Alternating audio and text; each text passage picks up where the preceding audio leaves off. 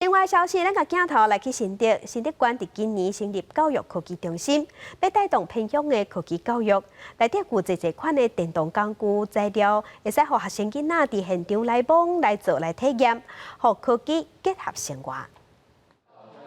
利用光源且完全免插电，就会使点动。另外一边，各学生用镭射机械刻出家己设计出的图样。教育科技中心提供的上课内容，学生拢真有兴趣。以前都是课本上看到，就是平面的，但是现在就是有这个制造中心之后，就可以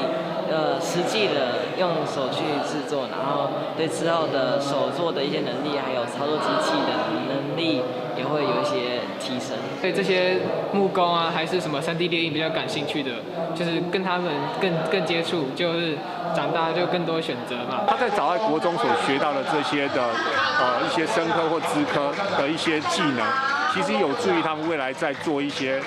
多元智能的开发的这一块的部分的一个启蒙。为了要培养学生应用生活科技，新竹县今年特别打造教育科技中心，将科技带入去课程甲生活中，希望科技教育会当对细汉时就开始学。未来可能在我们的这个生科的课程里面，会做得更生活化，让我们的生活化融入在我们的课程里面，让我们学生更爱学习，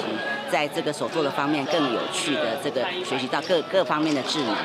教处表示，科技中心唔会当帮助学生在上课中实际动手操作，嘛希望学生对课程内底提升解决问题的能力，而且对科技产生兴趣，未来发展出家己的专长。记者刘君和新竹报道。